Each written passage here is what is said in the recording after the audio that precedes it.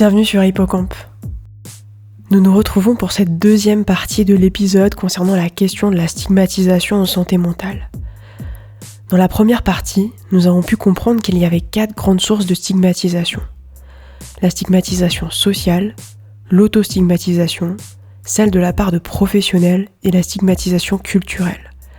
À mon sens, l'accès à des informations ressources et de compréhension peut permettre de diminuer leur impact. Laissez la voix à des témoignages également. Dans cette deuxième partie, je laisserai tout d'abord la voix à Mathilde. Puis, je retrouverai Lou. Vous vous souvenez, Lou ? Elle est psychologue et était là au début de la première partie. On se retrouve tout de suite après avoir écouté Mathilde. Je m'appelle Mathilde, j'ai 27 ans. Depuis mon plus jeune âge, à peu près l'âge de 6 ans, je vis des moments de souffrance, de détresse quand il y a des grands changements dans ma vie. Il y a 2 ans, ça a été le cas et en crise, on a eu à m'orienter au CMP. J'ai été accueillie par une infirmière psy et lorsque j'ai eu à parler de mes difficultés, j'ai assez rapidement été décontenancée. En fait, elle a utilisé ma situation pour faire des parallèles en fait avec d'autres situations et notamment en fait la personne que je venais de croiser qui sortait d'entretien juste avant moi. Ce qui était assez perturbant pour moi et au-delà de ça sur ce seul en fait entretien. J'ai eu le droit un peu à des conseils sur ce que je devais faire ou ne pas faire. Et pour finalement terminer un entretien où j'ai eu comme retour que pour eux, les professionnels au niveau du CMP, c'était assez compliqué d'anticiper et d'évaluer complètement l'individu. Et qu'il était tout à fait possible de penser que la personne allait bien, enfin plus ou moins bien, mais qu'elle pouvait très bien quitter l'entretien et se jeter sous les roues d'une voiture en sortant du CMP, et toujours en m'illustrant par des situations qu'elle avait vécues, des personnes qui avaient fait des tentatives de suicide. Donc c'est vrai que j'ai été assez mal à l'aise, même très mal à l'aise sur cet entretien, coupable, honteuse d'avoir pu prendre la place de quelqu'un plus dans le besoin. Elle m'a recontactée quelques jours plus tard en m'indiquant effectivement qu'il était peut-être préférable que je consulte plutôt sur l'extérieur, mais que je pouvais tout de même voir le psychiatre si vraiment c'était mon souhait, mais en me déconseillant quand même fortement. J'ai pas forcément donné de suite. J'ai pas trouvé l'accueil que j'attendais et finalement ça a encore plus renforcé l'angoisse que j'avais dès le départ. N'allant pas mieux, j'ai entamé du coup un accompagnement avec une psychologue extérieure. Et étant donné que j'étais en crise, elle m'a rapidement orientée en fait vers mon médecin traitant. Et là, il a été question effectivement après d'une prise en charge par des traitements en complément du coup de mon accompagnement en psy. Voilà encore un témoignage très fort, cette fois de Mathilde. Pour parler de cette situation, j'accueille à nouveau Lou qui était avec nous au début de cet épisode. Lou, quelle est ta réaction à chaud après avoir écouté ce témoignage de Mathilde ? Ouais, il est vraiment ce témoignage, quand je vois le ping-pong qui a dû être fait au final, c'est typiquement l'exemple de retard de soins qui peut y avoir, alors qu'il y en a besoin à cet instant-là, et au final il y a besoin d'aller voir 2 autres professionnels avant de pouvoir y avoir accès. Voilà, ce qui m'interpelle aussi dans ce témoignage, c'est les propos de cette professionnelle qui dit que peut-être une personne en sortant de son bureau pourrait se jeter sous les roues d'une voiture. Voilà, moi je trouve ça interpellant pour une personne qui vient consulter parce qu'elle est en difficulté, parce qu'elle est en souffrance psychique et que du coup elle entend ces mots-là. J'imagine aussi la difficulté que ça peut représenter pour la personne dans cette situation. Je comprends que pour la professionnelle, ça soit quelque chose de compliqué dans sa pratique de se dire si elle a verbalisé que elle peut pas savoir s'il y a des personnes qui vont pas aller se suicider après l'entretien, c'est qu'elle le pense réellement, mais ça c'est le genre de choses dont on peut parler avec ses collègues ou en échange de pratiques, où on peut en fait l'exprimer dans un endroit qui est fait pour ça, mais pas en face d'une patiente. Oui, en effet, il y a peut-être des lieux plus adaptés pour ça. On a vu en introduction avec toi qu'il arrive que parfois une personne soit victime de propos qui peuvent être stigmatisants. Qu'est-ce qui pourrait expliquer ça, là, plus spécifiquement dans le cas de Mathilde ? En fait, le problème, c'est que le manque de compréhension et d'information dont je parlais tout à l'heure, c'est quelque chose où n'importe qui peut être concerné par ça. Et malheureusement, en fait, il y a parmi les personnes qui sont discriminantes et jugeantes, il y a des personnes qui sont aussi professionnelles de santé. Et c'est à ce moment-là où, entre les idées, les stéréotypes que ces personnes peuvent avoir, plus là, dans le cas d'un CNP où on sait que en termes d'effectifs professionnels, c'est compliqué, que c'est parfois complètement déshumanisant en fait la façon dont les professionnels sont amenés à voir beaucoup trop de personnes, où ils n'ont pas de sas, ils n'ont pas d'espace aussi pour eux, par exemple de supervision, où il peut y avoir justement ce besoin de parler des problèmes liés au milieu professionnel. Ensuite, sur la relation avec les patients. Et en fait, c'est complètement pas adapté quand les demandes du terrain, déjà, elles sont pas correctement envisageables et où le professionnel, la professionnelle peut pas y répondre. Quand en plus, il existe des stéréotypes chez la personne, ça s'accumule en fait et ça devient très déshumanisant. Pour Mathilde, par exemple, qui va se retrouver donc en face de quelqu'un qui va avoir des propos comme ça.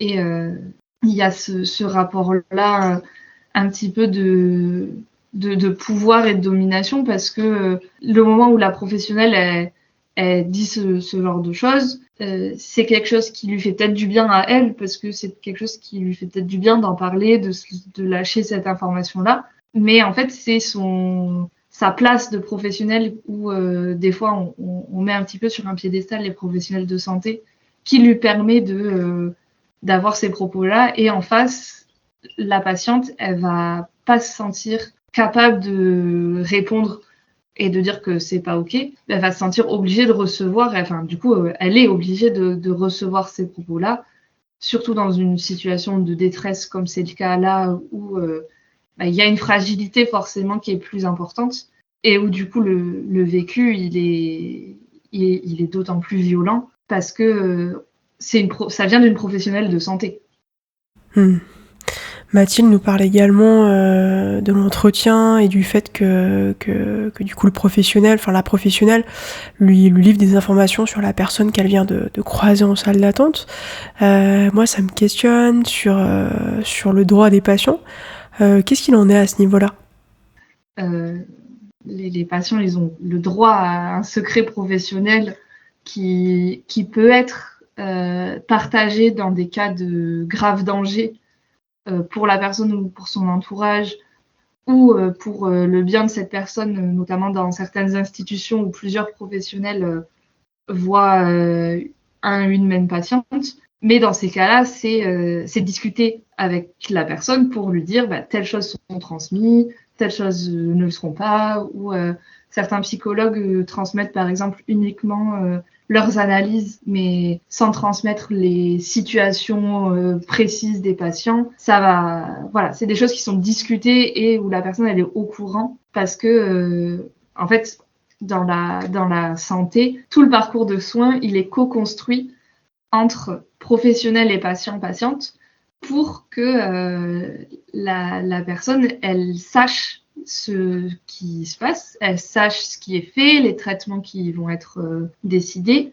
Elle a son mot à dire sur ces traitements-là. Le consentement de la personne, c'est quelque chose qui existe aussi dans le milieu du soin, de l'individu ou de ses représentants légaux, quand par exemple il y a des problématiques de curatelle où la personne n'est pas forcément en capacité de prendre des décisions pour elle-même. Dans ces cas-là, il y a quand même des personnes qui la représentent, qui vont l'aider dans ces décisions-là. Un professionnel de santé, il prend pas des décisions seul face à un patient.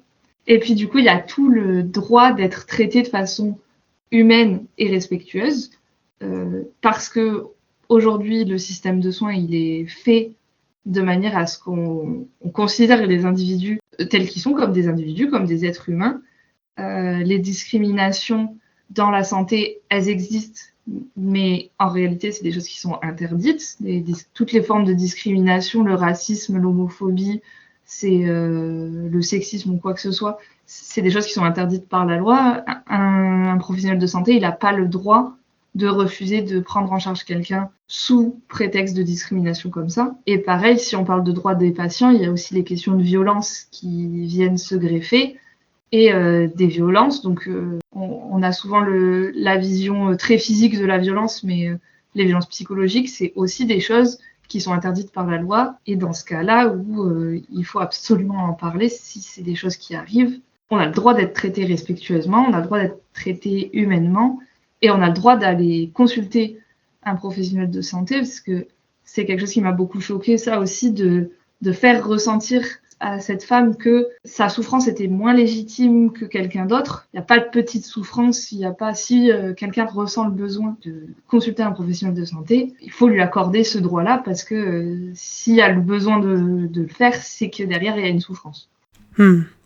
C'est tellement important ce que tu dis là. Et du coup, si on se sent pas suffisamment en sécurité, accueilli, qu'est-ce qu'on peut faire ? Déjà, la première chose, je dirais, c'est d'accepter que on ressente ça et de se dire que parfois ça arrive, parce que y a beaucoup de personnes qui vont aussi se sentir coupables qui est par exemple un courant qui passe pas bien avec un professionnel ou des choses comme ça. Et puis du coup, si on se sent pas à l'aise, si on se sent mal accueilli, la première chose qu'on peut faire, c'est d'en parler. Donc en fonction de la situation, ça peut être à un ou une chef de service si on est dans une institution par exemple, et pour discuter justement de la situation avec elle ou lui. Ça peut être des associations d'aide aux patients qui sont aussi souvent assez au fait avec les discriminations et les violences qui peuvent être subies par les personnes, et qui ont généralement des listes de professionnels qui sont assez sécurisants sur plein d'aspects et qui peuvent aider aussi ensuite à réorienter. Le médecin, la médecin traitant, qui est aussi l'interlocuteur ou l'interlocutrice privilégiée en matière de santé, on a généralement assez confiance en ce professionnel-là. C'est une personne à qui on peut parler de mauvaises situations qu'on peut avoir avec un ou une autre professionnel. Il peut aussi nous réorienter vers quelqu'un d'autre. Et puis aussi simplement ses proches, si on a besoin d'être soutenu parce que on a eu une mauvaise expérience, c'est aussi des personnes qui sont là pour nous. Et du coup, je parlais de réorienter. Il ne faut pas oublier que on a le droit de changer de professionnel si la personne ne nous convient pas, ou de lieu de consultation. Si on ne se sent pas pris en charge comme on aimerait l'être, c'est totalement OK de modifier soit le professionnel, soit le lieu, parce qu'on ne se sent pas à l'aise. Et puis, comme je disais, sur les questions de violence, là, c'est complètement... c'est pas OK du tout. C'est des faits qui sont graves, qu'il faut signaler, donc que ça soit les autorités ou un ordre comme l'ordre des médecins, des choses comme ça, où ça, faut absolument pas les laisser passer. Ouais, même si j'imagine que c'est pas forcément très simple pour la personne de mettre ça en avant, étant donné qu'elle est face à un professionnel de santé et qu'elle-même est dans une situation où elle est pas bien au moment où elle consulte. J'imagine aussi la complexité d'être en capacité de pouvoir dire en fait.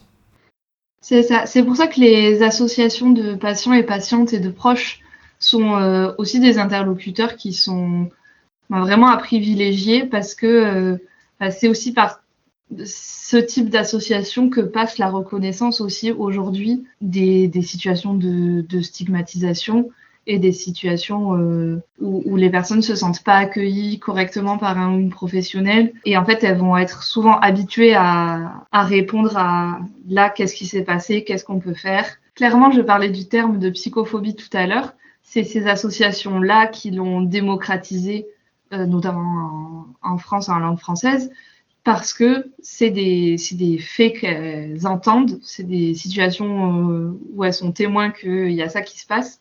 Et donc, du coup, elles en parlent, elles permettent aussi de l'amener et du coup, en parler de plus en plus, ça permet aussi de l'amener aussi devant les pouvoirs publics, de le faire reconnaître et de permettre aussi des fois, parce que aux professionnels qui seraient pas safe d'être reconnus et accusés quand c'est le cas. Même si ce que j'aimerais rappeler, c'est que c'est un vécu qui est totalement légitime et qui arrive parfois de se retrouver face à un professionnel où on se sent mal accueilli. Mais globalement, c'est pas la majorité des professionnels de santé qui choisissent ce métier-là aussi pour le rapport humain et pour considérer aussi les personnes dans leur entièreté. Et aujourd'hui, avec de plus en plus de formations qui se font, de plus en plus de paroles qui se libèrent, on tend quand même vers des professionnels qui vont être plus sensibles à cette question-là et plus critiques aussi des fois sur leur pratique et leur façon d'accueillir des patients et des patientes. Merci Lou pour ces éléments. Je vous propose de passer à la suite et d'écouter un dernier témoignage. Trigger warning pour ce dernier témoignage puisqu'on va parler de suicide. Je laisse la voix à Camille. Bonjour, alors je m'appelle Camille, j'ai 32 ans et il y a 2 ans j'ai fait une tentative de suicide. Alors moi je me sentais très triste les semaines qui ont précédé. Je venais juste de me séparer de mon ami et j'étais perdue. J'ai commencé à ne plus vouloir sortir de chez moi et à ne plus voir mes amis et puis petit à petit c'était la chute. Je me sentais très mal, j'avais de plus en plus de souffrance en moi, j'avais envie que ça s'arrête. Je voyais aucune issue. J'ai commencé à penser à la mort et un jour, je suis passée à l'acte. J'ai avalé une plaquette de médicaments. Et j'ai été prise de panique. J'ai appelé le 15 et j'ai pu être pris en charge rapidement. C'est mon frère qui est venu me voir en premier à l'hôpital. Il m'a dit que j'étais égoïste, que je ne pensais qu'à moi et que j'avais vraiment tout pour être heureuse et qu'il fallait que je fasse des efforts pour aller mieux. Alors ces mots m'ont complètement anéanti. Heureusement, j'ai pu trouver de l'aide avec un psychiatre qui m'a indiqué que je faisais une dépression, donc qui m'a pris en charge rapidement. Maintenant, après 1 an de prise en charge, je me sens beaucoup mieux et je sais que je prononcerai jamais ces mots à une personne qui se sent très mal. Pour faire suite au témoignage de Camille, j'ai invité Françoise Guérin. Françoise est psychologue, psychothérapeute, mais également romancière. Elle a écrit de nombreux livres, notamment Maternité aux éditions Albin Michel, On doit bien les petits chats aux éditions Erol, et le tout dernier, La souris qui voulait sauver l'ogre, également aux éditions Erol. Bonjour Françoise. Bonjour. Merci d'avoir accepté mon invitation. Merci de m'avoir invitée surtout. Déjà, est-ce que vous pourriez nous dire, est-ce qu'il y a des signes à détecter qui peuvent alerter et précéder un acte suicidaire? Alors, je dirais la plupart du temps oui. Encore faut-il pouvoir les lire comme des manifestations de souffrance. Ça ne fait pas toujours évidence. Ici, dans le cas de Camille, on voit dès le début de son récit une dépression réactionnelle à un événement déclencheur qui est la séparation. L'événement déclencheur, il peut ne pas être capital, il peut ouvrir le sujet à une douleur qui est déjà présente au fond de lui, comme si c'était le prétexte à ce que d'autres événements douloureux, vécus antérieurement, soient ressentis, pleurés, évacués avec intensité. Voilà. De la même manière, on pourrait dire que toutes les séparations ne conduisent pas à une dépression et à un passage à l'acte, heureusement. Mais ici, on voit que c'est un déclencheur. Donc Camille, elle paraît désarrimée. C'est le mot qui me vient, hein, désarrimée, comme si cet événement l'avait littéralement débranchée de sa vie. D'où la sensation d'être perdue, de chuter, de ne plus voir d'issue. Et donc à l'écoute de ce témoignage, on ignore si Camille a pu dire sa souffrance à son entourage. Mais on voit une longue traversée dépressive avec du repli sur soi, de l'isolement, de la tristesse profonde, une sensation d'incurabilité qui s'accompagne de pensées tournées vers la mort. Et donc ces comportements de repli pourraient alerter l'entourage, auraient pu alerter l'entourage, qui peut alors tendre des perches, essayer d'être présent, poser des questions, se préoccuper davantage de la santé mentale de celui qui montre des signes de mal-être. Mais pour cela, il y a plusieurs choses nécessaires. Je dirais d'abord qu'il y ait un entourage capable d'entendre. Ce n'est pas forcément le cas. On a beaucoup promu ces dernières décennies la mobilité professionnelle comme un progrès social, mais ça produit des familles éclatées, des parents à l'autre bout du pays, des amis qu'on ne voit plus parce qu'il faut faire 3 heures de train pour se retrouver, etc. Donc tant qu'on va bien, pourquoi pas, mais quand on se sent mal, parfois on aurait juste besoin de pleurer sur l'épaule d'un être cher, d'être serré très fort dans les bras, de vérifier qu'on compte pour l'autre, puisqu'on ne compte plus vraiment à ses propres yeux. La deuxième chose, c'est qu'il faut que l'entourage soit en capacité d'entendre. Ça ne suffit pas qu'il y ait un entourage. Or, c'est pas du tout facile d'entendre qu'un membre de sa famille va mal. Ça soulève beaucoup d'angoisse et pour s'en protéger, on peut avoir recours à plusieurs mécanismes de défense, comme le déni par exemple, qui fait qu'on ne voit pas, qu'on n'accède pas à une information parce qu'elle serait trop inquiétante. Ici, dans le cas du frère de Camille, il débarque à l'hôpital et tout de suite, il dit des choses qui sont très dures. Il est sous le choc et on peut penser qu'il se défend en attaquant l'autre, en le mettant en cause. On voit bien à ce moment-là qu'il n'est pas en capacité d'accueillir la détresse de sa sœur, que ça le submerge en fait, c'est trop. Donc il fait comme les jeunes enfants quand il y a du trop sur eux, il repousse sur l'extérieur, quoi, il le jette au loin. Et par exemple, dire que l'autre est égoïste, ce qui évidemment peut nous paraître choquant, ça peut être une manifestation défensive, un mécanisme de projection qui peut viser à repousser la culpabilité de n'avoir pas vu dans quelle douleur elle se trouvait. Souvent, quand on reproche quelque chose à quelqu'un, c'est qu'on se sent un tout petit peu concerné déjà par cette question-là. Peut-être qu'au fond de lui, je ne sais pas, il se reproche d'avoir été trop occupé par sa propre vie, son boulot, ses soucis, on n'en sait rien, pour s'occuper de sa sœur, comme s'il avait été égoïste au fond. Voilà, donc je le dis parce que parfois on a besoin, quand on a reçu des paroles aussi violentes que ça, comme c'est le cas de Camille, que ces paroles-là, elles puissent être reprises dans un lieu et qu'on puisse aussi retourner les paroles comme on retourne une pierre pour voir ce qu'il y a dessous. Le troisième élément, et ça me paraît crucial ici, c'est qu'il y a une grande discordance, il me semble, entre ce que l'on sait de la dépression et de la santé mentale quand on est psy ou soignant ou travailleur social, et la manière dont le grand public, entre guillemets, l'appréhende. Pour certaines personnes, la dépression existe à peine. Elle est synonyme de faiblesse, de ratage, ou même de folie, avec toute la psychophobie que ce terme charrie. Et à mon cabinet, j'ai beaucoup affaire à ça. Des gens qui souffrent, mais pour qui le mot de dépression est imprononçable, en fait. Donc ils se réfugient derrière d'autres mots, comme surmenage, burn-out, épuisement, des choses comme ça. Et toutes sortes au fond, on pourrait dire, de signifiants de la modernité qui font moins peur, qui édulcorent un peu les choses. Et donc, il faut parfois beaucoup de temps et de patience pour accompagner des personnes qui sont tellement imprégnées de la psychophobie ambiante qu'elles en viennent à se rejeter elles-mêmes, à se blâmer d'être malades ou encore à nier leur propre souffrance. Voilà un peu comment je vois les choses. Comment est-ce qu'on pourrait réagir si on détecte un mal-être chez une personne avec qui on se sent proche? Alors, je vais commencer par dire ce qu'il ne faut pas faire, pour garder le meilleur pour la fin, je crois. La première chose, ça serait de ne pas banaliser. Et il n'y a rien de pire que les discours creux, tels que c'est rien, ou ça va passer, ou tu te fais trop de soucis, ou des choses comme ça, qui peuvent d'ailleurs être vécus comme des refus d'entendre.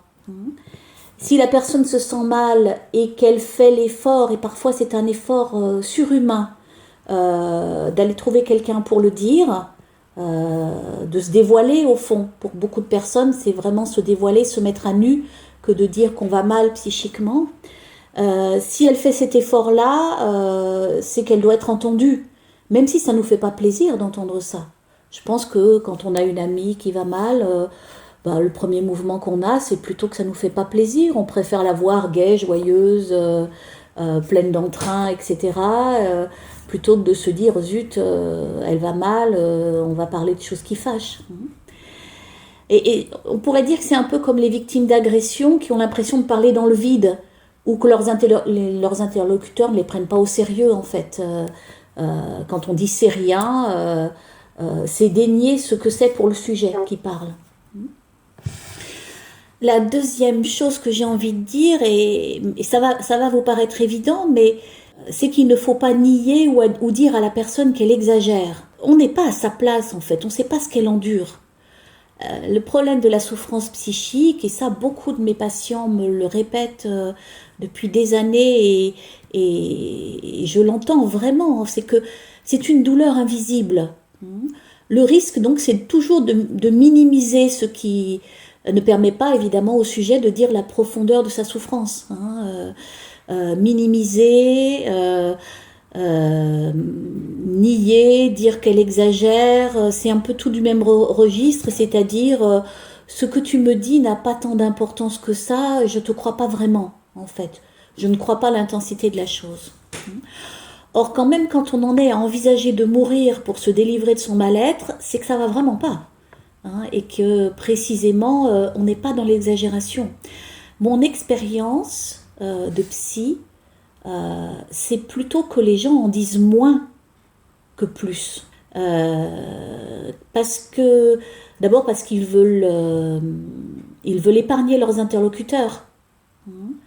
Parfois, il faut un peu aller à la pêche avec un patient pour qu'il nous dise où il en est vraiment par rapport à ses idées suicidaires.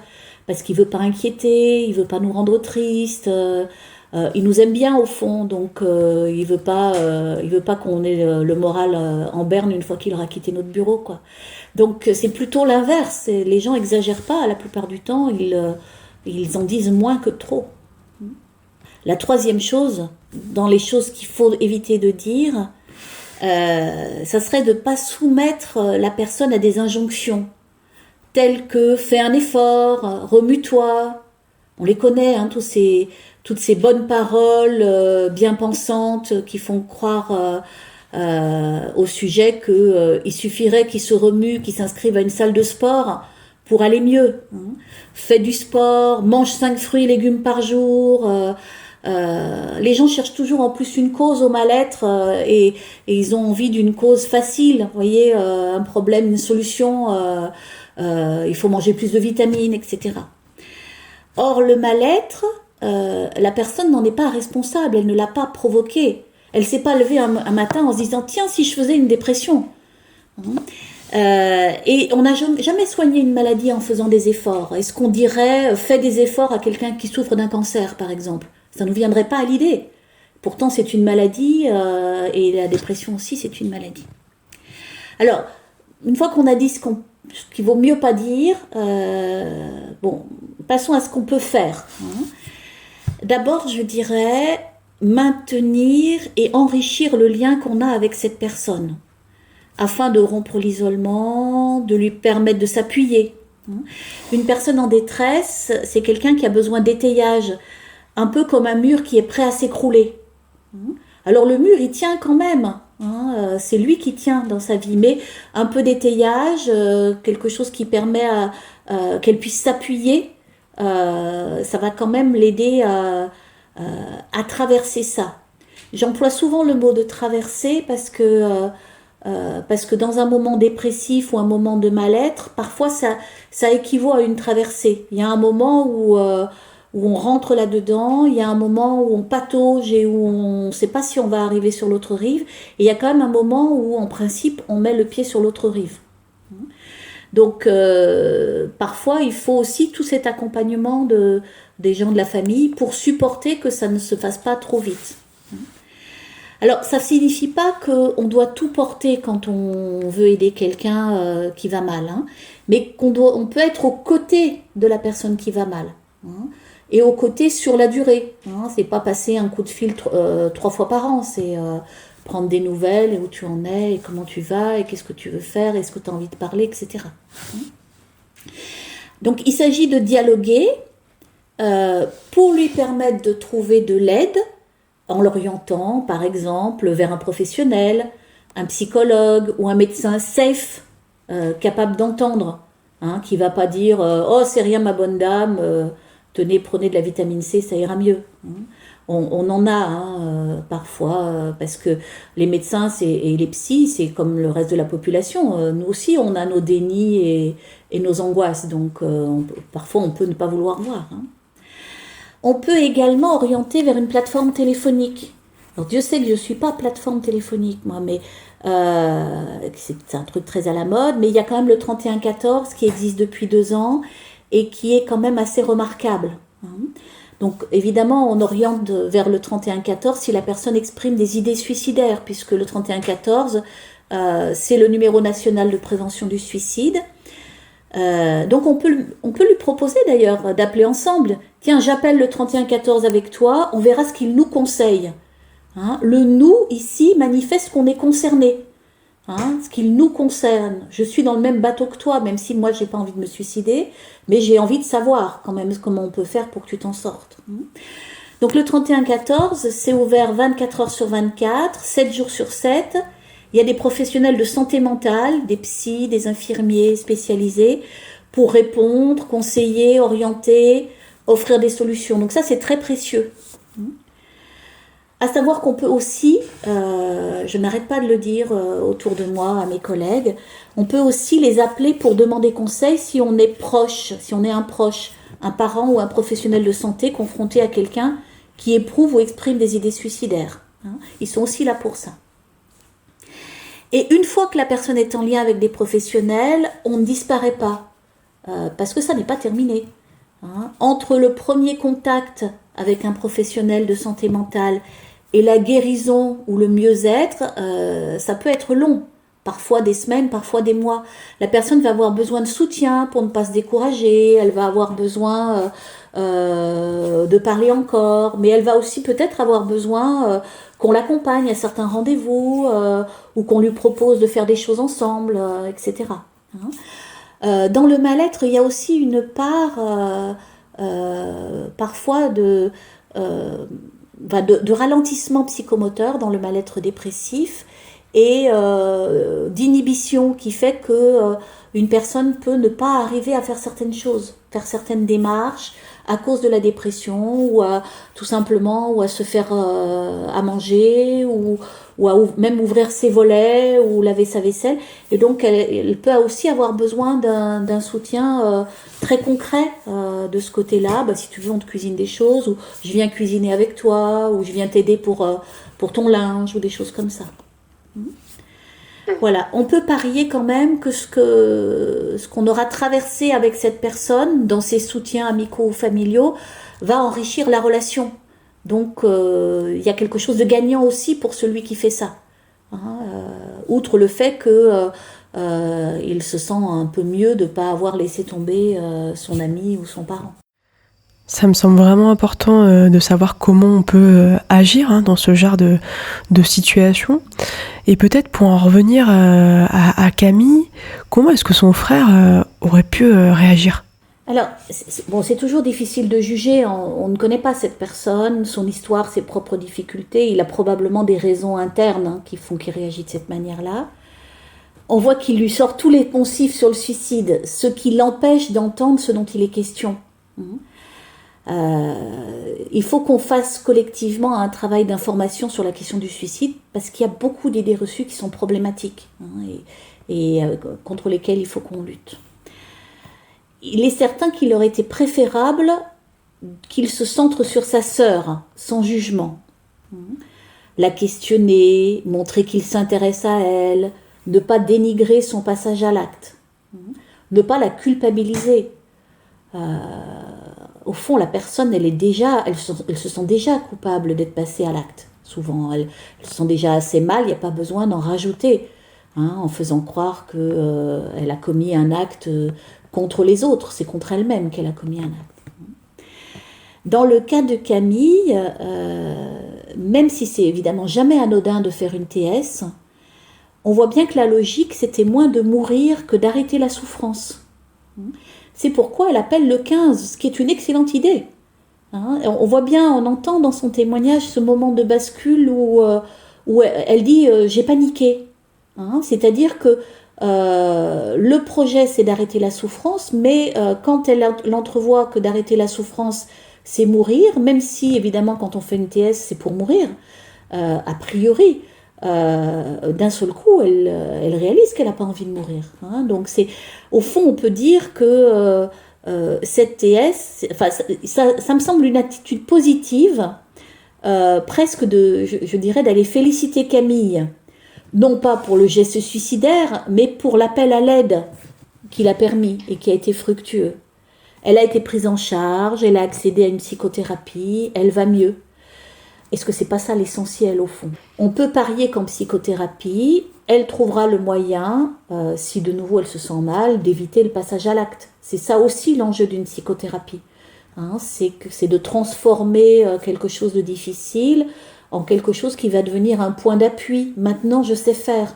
Si je me sens mal, je sais demander de l'aide. Si je me sens mal, je connais l'adresse d'un psy, ou je sais que je peux prendre un traitement qui va me faire aller mieux. Et peut-être aussi que ça lui a permis, à Camille, j'en sais rien, mais que ça lui a permis de travailler sur elle et de travailler sur des choses qui la faisaient souffrir depuis longtemps, et que c'est pour ça qu'elle va mieux.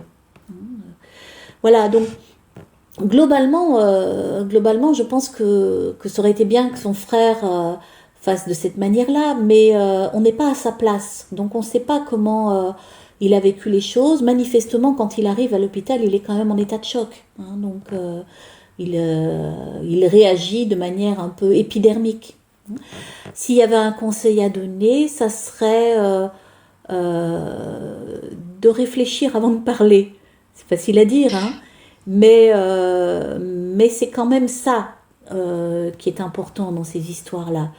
C'est que ça vaut le coup de se méfier de l'épidermique, de ce qui nous vient spontanément.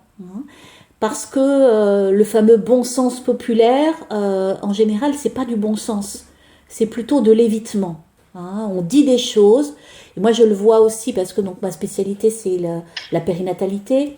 Je vois bien comment des femmes entendent des paroles terribles autour du berceau ou en salle d'accouchement par exemple, parce que tout simplement les soignants n'ont pas réussi à se taire à ce moment-là. Donc ils disent ce qui leur vient à l'esprit, parfois pour rigoler, sauf que la mère qui est en train d'accoucher, elle rigole pas du tout, c'est pas du tout le même registre. Et donc là, dans ce cas-là, parfois il faut éviter de parler trop vite.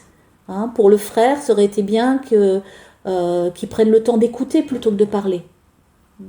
Moi, je dirais volontiers que l'urgence, c'est plutôt toujours d'écouter.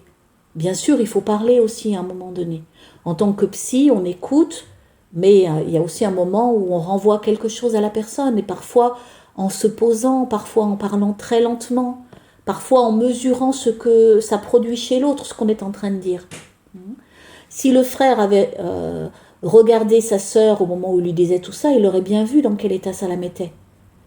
Il aurait bien vu à la première parole qu'il ne fallait pas en rajouter, que il faisait fausse route. Pour conclure, Françoise, j'aimerais que vous puissiez ici, au micro d'Hippocampe, nous présenter votre dernier livre, livre qu'on a annoncé tout à l'heure, donc La souris qui voulait sauver l'ogre, livre que vous m'avez très sympathiquement envoyé en avant-première et que j'ai pu également découvrir et que j'ai beaucoup apprécié. Donc j'aimerais vous laisser la voix pour que vous puissiez nous en dire un petit peu plus sur ce roman que vous avez écrit tout récemment. Alors, c'est un thriller psychologique. Donc la souris qui voulait sauver l'ogre, je ne vais pas vous dire le sens du titre, vous le découvrirez vous-même, mais j'ai voulu camper une équipe spécialisée en suicidologie. Il y a de plus en plus de psys qui se spécialisent en suicidologie ou qui étudient ces questions-là. Et j'ai imaginé la cellule Cornelia, qui serait, donc qui est une cellule fictive bien sûr, mais qui serait une cellule qui dépendrait à la fois du ministère de la Santé et de la recherche universitaire, et qui viendrait enverrait sur le terrain réaliser des autopsies psychologiques quand il y a des suicides qui posent question. Et là, en l'occurrence, donc dans ce premier roman de la série, puisque ça va être une série, il s'agit pour Maya et Sydney, donc, qui sont respectivement psychologues et psychiatres, et la chienne Mrs. Robinson, qui est une Doberman qui aide les gens à parler. Il s'agit d'aller enquêter sur le suicide de Pauline, qui se donnait la mort au sein de son lycée. Et s'ils ont été intrigués par ce suicide, c'est parce qu'il y a déjà eu d'autres suicides au sein de ce lycée privé d'élite, on va dire, fréquenté par la haute bourgeoisie. Il y a déjà eu plusieurs suicides et donc il y a quand même quelque chose de problématique dans cette répétition-là. Donc Maya part à 7 pour enquêter sur la disparition de Pauline. Elle interroge les proches, elle interroge les enseignants, les élèves, enfin les amis, la direction du lycée. Elle interroge l'infirmière scolaire, la prof doc, en fait toutes sortes de personnes qui l'ont connue, pour savoir un peu qui était Pauline et pourquoi elle en est arrivée à cet acte-là. Et tous, évidemment, lui disent que Pauline était une fille formidable, pleine de vie, très brillante, avec l'avenir devant elle, ce qui rend évidemment ce suicide encore plus incroyable. Voilà, donc j'en dirai pas plus, mais c'est construit comme une enquête, mais une enquête où la part belle est donnée aux gens, au fond, aux personnes qui l'ont connue et qui témoignent de ce décès. Qui témoigne aussi, parce que c'était important pour moi, de ce que ça fait d'être touché par un suicide. On sait que le suicide, ça touche pas seulement les proches, ça touche un cercle extrêmement large de personnes. Et avec le risque lié à l'effet Werther, l'effet de répétition ou d'imitation, ça fait beaucoup de personnes qui sont potentiellement touchées et à risque elles aussi de commettre un suicide. Et notamment quand Maya arrive dans le lycée, elle va rencontrer, pour un peu débriefer la situation avec lui, elle va rencontrer le CPE, dont on voit bien qu'il est mal depuis cette situation-là, qu'il n'a pas eu l'occasion de parler, etc. Et donc c'est un roman sur la prévention du suicide, mais aussi la postvention, c'est-à-dire on va dire la prévention secondaire ou tertiaire, quand le problème est déjà là, mais qu'on veut éviter qu'il s'aggrave. Voilà à peu près. C'est aussi un livre qui traite du harcèlement, qui traite de la psychophobie, qui traite du deuil par suicide, et qui traite aussi de la difficulté pour une jeune fille de milieu très populaire à prendre sa place et trouver sa place dans les hautes sphères de la société. Merci beaucoup Françoise. Mais je vous en prie. Je vous remercie d'avoir écouté cet épisode en entier. C'était le dernier de la saison 1 et il était vraiment important pour moi. Je vous donne rendez-vous très vite pour la saison 2 qui sera entièrement consacrée à la question du psychotrauma. À bientôt.